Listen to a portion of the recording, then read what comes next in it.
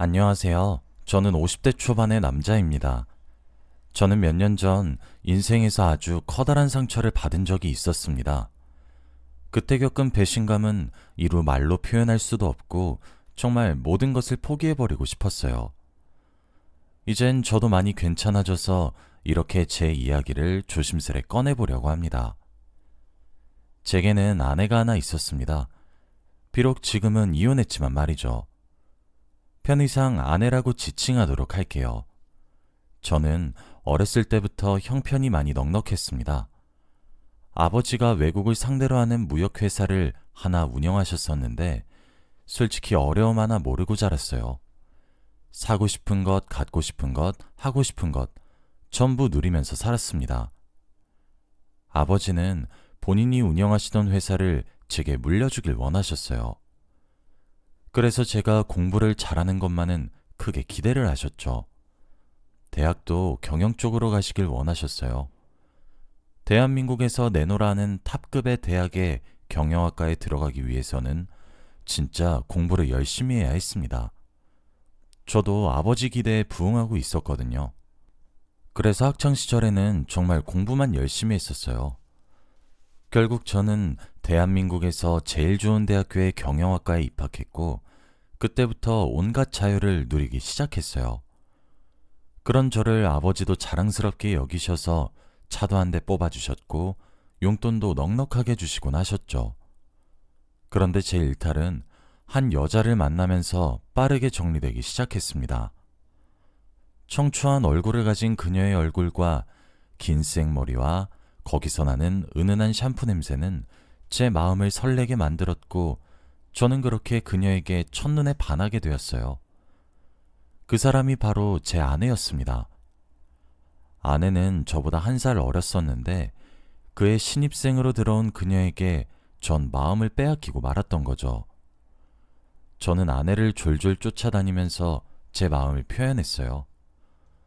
처음에 저를 거절하던 아내도 변하지 않는 저를 받아주었습니다. 저는 처음 해보는 열병 같은 사랑에 정신을 차릴 수가 없었어요. 그렇게 결국 사고를 치게 되고 말았죠. 20대 초반 군대를 가기도 전에 말이에요. 결혼도 하기 전 아이부터 덜컥 가지게 되어버리고 말았습니다. 울면서 어떻게 해야 하냐고 오열하는 그녀를 안아주면서 저는 어렸지만 결혼을 결심했어요. 그때 제 나이가 22살이었습니다. 전 아버지와 어머니께 진실을 말했고 그 대가로 정말 비 오는 날 먼지가 날 정도로 두드려 맞았습니다. 저희 부모님은 반대가 심하셨습니다. 그 이유는 아내의 집안 형편이었습니다. 아내는 매우 가난했거든요. 그리고 부모님께서 제 배우자로 점찍으신 아가씨가 따로 있기도 했고요. 어딜 봐도 그 아가씨와 나은 점이 없다고 판단한 저희 부모님은 헤어지길 권유했지만 사랑에 빠져 눈이 돌아간 저는 아내와 우리 사이의 아이를 지키기 위해 애썼습니다. 결국 자식 이기는 부모 없다고 저는 결혼 허락을 받게 되었고 그 길로 처가댁에 가서도 일사천리로 결혼 허락을 받게 되었죠. 그렇게 우린 어린 나이에 부부의 인연을 맺었습니다. 결혼하자마자 저는 국방의 의무를 다해야 했기 때문에 군대에 불려갔지만 아내는 잘 견뎌내 주었어요. 그리고 곧 정말 눈에 넣어도 아프지 않은 딸을 하나 낳아 주었죠. 딸아이의 신생아 시절은 군대에 있느라 자주 볼 수 없었기 때문에 정말 기를 쓰고 휴가에 나가기 시작했어요. 남들은 결혼하면 아내가 별로 안 예뻐 보인다고 우스갯소리를 하던데 제게는 전혀 아니었어요. 어쩜 함께 사는 날이 지나면 지날수록 더 그렇게 예쁘던지. 처음에 저희 결혼을 결사 반대하시던 저희 부모님들도 아내가 살뜰하게 시댁을 챙기기 시작하자 서서히 마음을 여셨고 애교쟁이 손주까지 안겨드리자 며느리로 인정해 주셨어요. 그렇게 저는 자리를 잡아가는 듯 했습니다. 아내는 정말 신사임당만큼이나 현명했고 자애로운 며느리이자 아내였어요. 딸아이 교육도 어찌나 야무지게 교육을 하는지 모든 사람들이 칭찬을 할 정도였습니다. 그렇게 20년도 넘는 시간이 쏜살같이 흘렀어요. 정말 저는 완벽한 가정을 이루었다고 생각했습니다. 하지만 그것은 혼자만의 착각에 불과하더군요. 저는 그 사이 아버지가 제게 운영하고 계셨던 무역회사를 물려주셨고 평사원부터 시작해서 경영 수업을 끝마쳤습니다. 이젠 한 회사의 어엿한 대표가 된 것이었죠. 아내는 저와 결혼을 하고 난 이후 전업주부로 집에만 있었습니다. 아이가 어느 정도 큰 이후부터는 다른 중소기업 대표의 아내분들과 골프를 치러 간다던가 럭셔리한 취미생활을 즐기기도 했고 백화점에서 쇼핑을 하기도 했었죠. 그런 것들을 제외하고 아내는 제게만 올인했던 사람이었습니다. 그래서 경영 수업을 하는 저를 정말 성심성의껏 뒷바라지해 주었어요. 아이를 육아하기에는 회사 일이 너무 벅찼었는데 그런 저를 이해해준 여자였고 그런 배려와 사랑이 참 고마웠어요. 내줘도 외줘도 완벽한 사람이 바로 제 아내였거든요.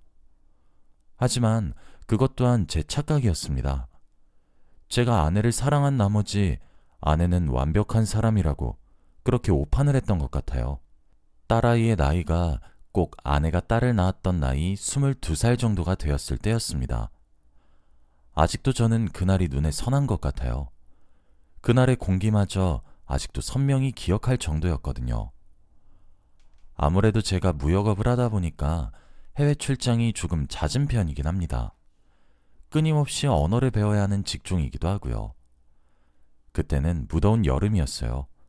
저는 중국으로 출장을 떠났었습니다. 원래 8박 9일가량의 일정이었죠. 하지만 저희 회사와 중국 측 회사에서 의사소통이 제대로 되지 않아 발생된 해프닝이었고 일은 겨우 2박 3일 만에 일사천리로 끝나게 되었어요. 거의 일주일 조금 안 되는 시간이 비어버린 것이었죠. 시간이 생긴 것이 오랜만이었기 때문에 함께 여행을 간다든가 하는 시간을 가지고 싶기도 했어요. 저는 아내에게 비밀로 하고 한국으로 귀국했습니다. 그날따라 나이를 먹은 것이 우스울 정도로 그런 유치한 장난이 치고 싶었거든요. 그렇게 현관문 비밀번호를 치고 살금살금 집으로 들어왔습니다. 아내는 집에 있을 시간이었는데 제가 들어오는 소리를 미처 못 들은 것만 같았죠. 그때 안방에서 인기척이 들렸고 이상한 소리가 들렸습니다. 지금 그곳에서 절대 나서는 안 되는 소리들이었죠. 저는 심장이 쿵쾅거리면서 두려울 정도로 뛰기 시작했고 성큼성큼 들어가 안방문을 벌컥 열었습니다. 그곳에는 정말 믿기 힘든 광경이 펼쳐지고 있었습니다. 안방에는 아내가 낯선 남자와 함께 있었습니다. 두 사람 다 갑자기 들이닥친 저를 보고 얼음처럼 굳어 있었는데 제가 더욱 놀랐던 사실은 아내와 함께 있던 남자가 전혀 낯설지 않은 남자였다는 사실이었어요. 저는 중학교 시절부터 함께 알고 지낸 친구가 하나 있습니다. 중마고우라고 해도 무방할 정도로 정말 가까이 지냈어요. 친구네 집은 평범한 집이었어요. 하지만 친구는 제가 무역회사를 물려받기 위해 노력하는 모습을 보고 본인도 작은 회사를 가지겠다는 꿈을 키웠더라고요. 사실 사업이란 것이 처음 물꼬를 트는 것이 참 어렵거든요. 그래서 친구가 회사를 건립하였을 때 제가 정말 물심양면의 마음으로 도왔습니다. 그 친구의 회사의 투자금 절반 이상이 제가 가진 회사에서 낼 정도로 말이에요. 그런데 아내와 함께 있던 남자가 누군지 아십니까? 바로 그 친구였습니다. 정말 발끝부터 치밀어 오는 배신감에 저는 할 말을 잃게 되었어요. 그 상황을 막상 목격하면 무섭게 화를 낼 줄 알았는데 너무 큰 충격에 그냥 나오게 되더군요. 거실에 앉아있으니 쭈뼛거리며 둘 다 옷을 제대로 갖춘 뒤에 거실로 나오더군요. 두 사람이 동시에 제게 무릎을 꿇으며 잘못했다 빌던 바로 그 순간 현관문이 열리더니 학교에 갔던 딸이 집으로 돌아왔습니다. 딸아이가 다녀왔다고 말을 하며 거실에 도착했는데 저희 세 사람도 너무 당황스러워서 우왕좌왕했었죠. 그런데 딸아이가 놀라긴 하는데 그리 많이 놀란 것 같다는 느낌이 들지 않더라고요. 뭔가 충격을 받았다기보단 어떻게 해야 하나 머리를 굴리는 듯한 느낌이었죠. 저는 딸에게 본능적으로 물었습니다. 너 다 알고 있었구나? 딸은 흠칫 놀라더니 제게 그게 미안해 아빠 라고 말을 하며 순순히 인정하더군요. 아내의 불륜 현장을 목격한 것도 그 불륜 상대가 제 중마고우란 사실도 충격적이었지만 두 사람의 불륜을 딸아이가 알면서도 제게 묵인했었다는 사실이 제겐 정말 억장이 무너지는 일과 다름없었습니다. 하도 기가 차서 제가 아무 말 않고 있자 딸아이가 자기 변명을 하기 시작하더군요.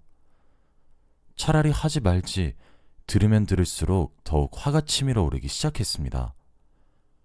저희 부부는 사고쳐서 생겼던 딸아이 하나만 낳고 그 이후론 아이를 가지지 않았습니다.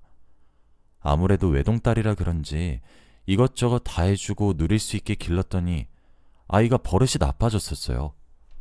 사춘기 시절엔 돈이면 다 해결되지 않냐는 말을 하는 딸을 보고 저희 부부는 상의를 했고 딸아이에게 제대로 된 훈육을 하기 위해 여유로운 환경을 누릴 수 있게 하고 지원을 아끼지는 않았지만 딸아이의 용돈만큼은 직접 벌어쓰게 했습니다.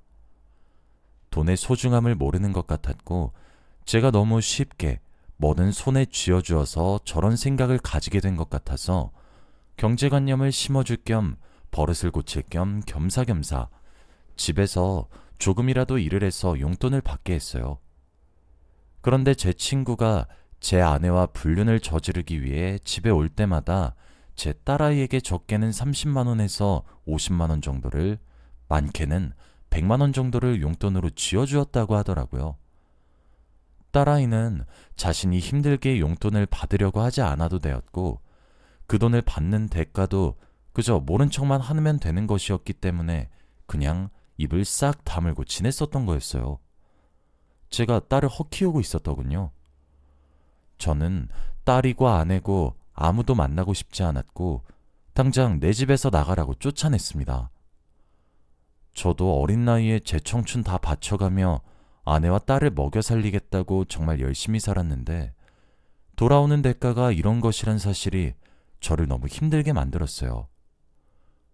당연히 이혼을 해야 된다는 생각이 제 머릿속을 지배했지만 쉽게 결정을 내리기 힘들더군요. 그래도 일단 일의 기승전결을 알아야 된다는 생각에 아내와 친구의 불륜이 얼마나 오랜 기간 지속되었는지 조사하기 시작했습니다. 그런데 조사를 하면 할수록 이상한 정황들이 자꾸 나오기 시작했어요. 최근에 불륜으로 발전한 관계가 아닌 것 같았어요. 아내의 카드 내역에서는 수년 전부터 숙박업소의 결제 내역이 꾸준히 나오고 있었거든요. 물론 저와 함께 가지 않은 곳들이 대부분이었죠. 전 설마 싶었습니다. 그리고 딸과 제 머리카락을 이용해 유전자 검사를 실시했어요. 99.8%의 확률로 친자관계가 성립하지 않는다는 결과가 나오더군요. 저는 뻐꾸기 둥지였습니다. 분노가 걷잡을 수 없이 치밀어 올랐어요. 온몸이 벌벌 떨릴 정도로 커다란 분노가 저를 덮치더군요. 저는 차근차근 모든 것들을 진행하기 시작했습니다. 먼저 아내에게 이혼소송을 시작했어요. 그리고 처가댁에 제가 준 금전적 지원을 회수하겠다는 내용 증명을 보냈어요. 아내는 이혼소송 소장을 받았을 때는 가만히 있더니 제가 처가댁을 건드리자 바로 반응이 오더군요. 그동안 소소하게 드린 용돈이나 사들인 물건들이야 제가 받을 순 없겠지만 제 명의로 얻어들인 상가 건물과 지금 살고 계신 처가댁의 집도 제 명의였기에 제가 당장 나가달라고 하면 처가댁은 아무 말 못하고 나가야 했어요. 처가댁에서는 내용증명 서류를 받고 난 이후 제게 연락이 왔어요. 저는 딸과 이야기해보라고만 하고 더는 연락을 받지 않았고 모든 이야기를 변호사와 진행하도록 실시했습니다. 제 전담 변호사가 제게 알려주기를 처가댁과 아내가 찾아왔었다고 하더군요. 연락 한 번만 받게 해달라고 통사정을 했다고 했죠. 그래서 딱 한 번 제가 그들의 연락을 받은 적이 있습니다. 장인어른과 장모님께서 갑자기 이러면 어떻게 하냐며 울먹거리며 이야기를 하더라고요. 자네 심정을 우리가 어떻게 모르겠나? 우리가 딸년을 제대로 가르치지 못한 탓이야. 그렇다고 해서 어떻게 이혼을 쉽게 결정하는가? 두 사람 사이에 딸도 있는데. 우리 만나서 대화 좀 하게, 어? 저는 피식 웃으며 대꾸했어요. 지금 친생자 부인 소송도 진행하려고 해요. 아내한테 물으십시오. 저희 사이에서 태어난 딸이 대체 왜 저와 친자관계가 성립하지 않는지 말이에요. 그리고 전화를 끊었습니다. 처가댁에선 난리가 난 것 같았죠. 저는 변호사와 함께 법적으로 제 친딸이 아니라고 부정하는 소송을 제기했습니다. 그리고 아내의 불륜으로 인해 친부가 제 중마고우란 가능성을 제기해 법적으로 두 사람의 유전자 검사를 공식적으로 할 수 있게 끌어냈죠. 사실 딸아이의 친부가 제가 아니더라도 제 친구는 무조건 아니길 바랬었습니다. 하지만 현실은 좀 더 냉정했고 제게 매정했습니다. 제가 딸이라고 믿고 길렀던 아이의 친부는 제 중마고우로 공식적인 판결이 났고 저는 그를 증거로 친구에게 상간남 소송까지 제기했습니다. 아내는 20년이 넘는 세월 동안 제 친구와 불륜을 저지르고 있었어요. 심지어 친구는 가정이 있는 놈이었고요. 뿐만 아니라 그동안 제가 딸아이가 먹고 입은 돈까지는 청구하지 않았지만 양육비를 한 달에 200만 원 정도로 측정하여 20년치 양육비를 청구하는 소송도 진행했습니다. 제 복수는 거기서 끝나지 않았어요. 저는 친구의 회사에 투자했던 모든 투자금을 회수했습니다. 급하게 회수하게 되면 발생하는 위약금이 존재하긴 했어요. 하지만 친구는 투자 계획서를 쓰던 당시 저와 신의를 가지고 거래를 했었기 때문에 위약금 조항을 정말 형식적인 수준으로만 책정했었기 때문에 그 금액은 매우 적었습니다. 그렇게 제 신의로 계약하던 당시에도 제 아내와 불륜 관계였으면서 말이에요. 본인이 제게 신의를 저버린 건 생각지도 않았나 보더군요.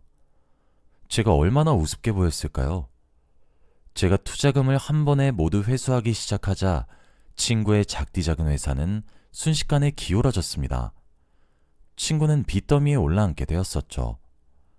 아내는 그래도 친구의 회사가 건재했기 때문에 제게 이혼을 당해 위자료를 많이 불게 되어도 친구를 믿고 있었나 본데 친구마저 폭삭 망하기 시작하니까 제게 다시 매달리기 시작했죠. 그렇게 할 수 있는 모든 소송을 다 걸고 있던 와중에 서재에서 제 컴퓨터로 저희 회사 기밀 자료를 친구에게 전송한 흔적 또한 발견하게 되었습니다.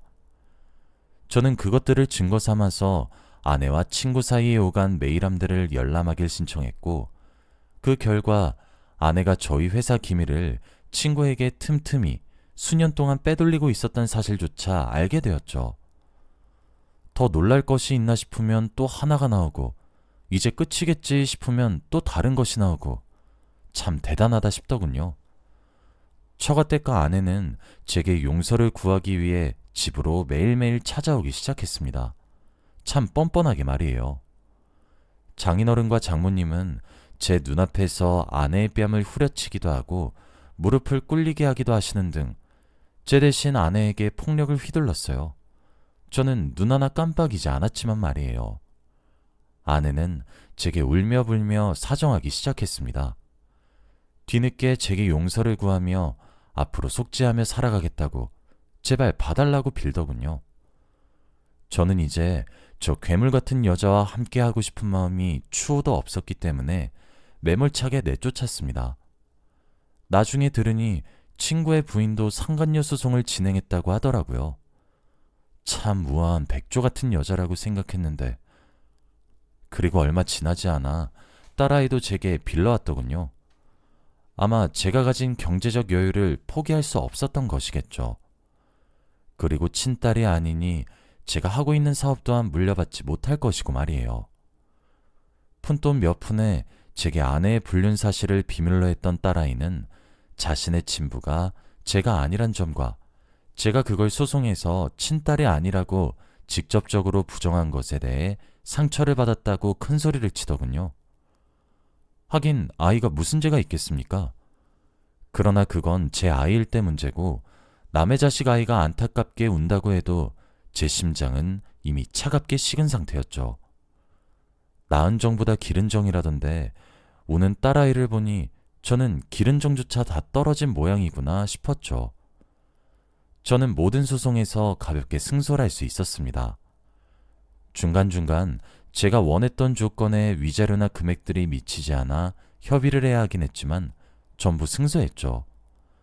그동안 제가 몰랐던 것이 신기할 정도로 많은 증거들이 쏟아져 나오는데 정말 변호사님도 너무 많다며 혀를 내두르더군요. 아내는 제가 이혼에 대한 위자료를 내야 하고 정말 온 가족이 거기에 나앉게 생겼다는 생각 때문인 것인지 아주 뻔뻔하게도 제게 재산분할 소송을 걸어왔더라고요. 참 기가 막힐 노릇이었죠. 저는 20년이 넘는 세월 동안 처가댁에 사용한 비용을 전부 뽑아왔습니다. 처가댁에 계절마다 나갔던 해외여행비와 유흥비, 사치비 등등의 내역을 뽑았고 아내의 카드 내역 또한 사치로 가득 차 있다는 사실을 증명하며 제가 재산을 모으는 동안 아내는 기여 자체가 없었다는 사실을 뒷받침했습니다. 그러나 함께 산 세월이 있어서 그런지 10%를 줘야 한다고 하더라고요. 그래도 변호사님이 20년 이상 넘게 산 부부치고 그 정도 주는 건 거의 불가능에 가깝다 하시긴 했어요. 하지만 제가 10%를 내줘도 아내는 제게 받은 재산보다 줘야 할 위자료를 비롯해 내야 할 돈이 훨씬 웃돌아 사실상 재산 분할이 의미가 없긴 하더군요. 맨몸으로 쫓겨나는 아내를 보니 꼭 피눈물을 흘리면서 살았음 싶었죠. 친구는 그 이후 제가 빠진 투자 부분을 메꾸기 위해 투자처들을 찾아 발로 뛰기 시작했는데 그건 제 투자 모임의 인맥으로 모두 못하게 막았습니다. 친구는 제가 손을 썼다는 사실을 인지하는 듯 했지만 제가 거기서 더 큰 일을 벌이게 될까 싶어 차마 제게 아무런 말도 하지 않더라고요. 저렇게 시시하게 꼬리를 말고 내뺄 거면서 감당하지 못할 짓은 왜 저지른 것인지. 저는 거기에 그치지 않고 모든 동창들에게도 이 사실을 알렸습니다. 그러니 당연하게도 제 친구를 도울 사람은 아무도 없더군요. 전 슬프고 화가 났지만 그와 반대로 할 수 있는 모든 것들을 빼앗으며 복수를 성공했습니다. 제게 독하다고 소리를 지르는 그들을 보며 저는 환하게 웃어주었어요. 그 이후로는 빌빌거리며 산다고 하더라고요. 지금은 그로부터 시간이 또 한참 더 흘렀습니다. 그 이후 상처를 크게 받았던 저는 여자를 믿지 못하게 되었어요. 그러다 현주라는 이름을 가진 어떤 여자를 만났습니다. 현주 씨를 만나게 되면서 다시 한 번 더 사랑을 하게 되었어요. 현주 씨도 저와 비슷한 상처를 가진 사람이었기 때문에 서로를 잘 이해했던 것 같아요. 저는 현주 씨와 현재 재혼을 했고 우리 사이에는 어린 아들도 하나 있습니다. 현주 씨는 이혼한 아내와 달리 정말 순박하고 상냥한 사람이에요. 아무래도 제가 이전에 씻을 수 없는 상처가 있는 것도 잘 품어주기도 했고 제가 궁금해하면서 집착하기도 했고 그런 행동을 해도 현주 씨는 묵묵히 제가 의심을 풀 때까지 기다려줬거든요. 앞으로 현주 씨와 백년해로 하며 잘 살아가 보려고 합니다. 사람한테 받은 상처를 사람에게 치유를 받는 것 같아 참 웃기네요. 여기까지가 제 이야기였습니다. 긴 이야기 들어주셔서 감사합니다.